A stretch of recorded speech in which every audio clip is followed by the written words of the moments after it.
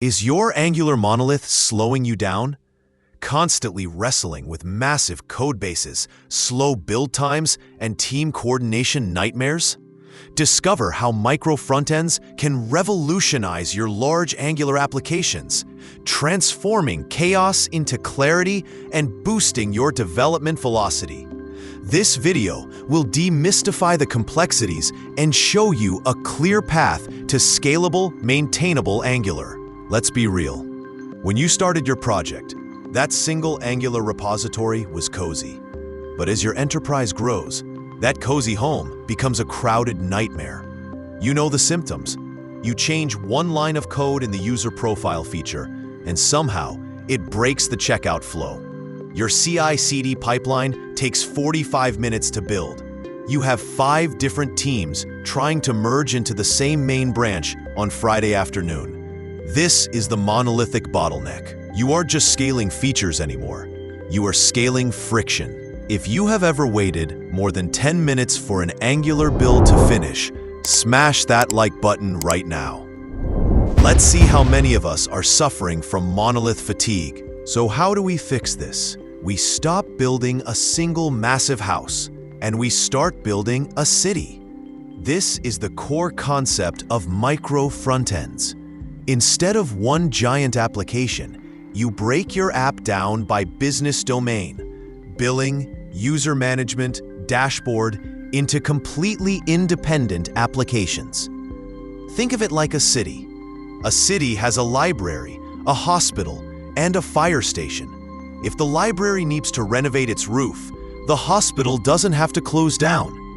In Angular terms, Team A can deploy the dashboard feature on Tuesday, and Team B can deploy the settings feature on Thursday. No coordination meetings, no merge conflicts, just distributed ownership. Does this architecture sound like the dream? Make sure to subscribe and hit the notification bell so you don't miss our future deep dives into software architecture. Theory is great, but code is better. The gold standard for Angular Micro-Frontends right now is Webpack 5 Module Federation. It allows us to load separate builds at runtime. Let's look at the config. We have 2 apps. The shell means the host, and the profile means the remote feature. First, in your profile app means the remote app, you configure Webpack to expose a specific module. Feel free to pause the video here to read the configuration. See that exposes object? We are telling Webpack, hey, let other apps use our profile module. We also mark Angular core libraries as shared and singleton, so we don't load Angular twice. Now, in the shell app, the host, we simply consume it. Then, in your shell's routing module, you just lazy load it like a normal module, but pointing to the remote name. It's seamless. I know that was a lot of technical info. If you found that code breakdown helpful, please share this video with your tech lead or that one developer who loves Webpack configs. Why go through that configuration effort? It's not just about organization, it's about power. First, autonomy. Your teams are no longer blocked by each other. Second, performance. Because we are lazy loading entire applications only when needed, your initial bundle size drops dramatically. Third, flexibility. While I don't recommend it, micro-frontends actually allow you to mix frameworks. Imagine migrating a legacy AngularJS app to Angular 17 piece by piece. Running them side by side. That is the power of this architecture.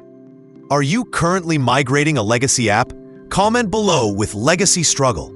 If you're dealing with old code bases right now, I want to be honest with you. Micro-frontends are not a silver bullet. They introduce complexity. How do you handle shared state? Usually, you want to keep state local or use a window-level event bus. How do you handle CSS?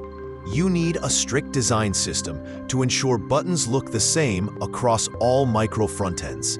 However, as Angular continues to evolve with standalone components and signals, micro-frontends are becoming easier to implement. This architecture is the future of enterprise Angular. It moves us from monolithic chaos to orchestrated success. If you want to future-proof your career, you need to understand these patterns. Don't forget to subscribe. And let me know in the comments if you want a part 2 where we dive deep into sharing state between applications. Scaling Angular doesn't have to be painful. By breaking down your walls, you can build faster and happier. Thanks for watching, keep coding, and I'll see you in the next one.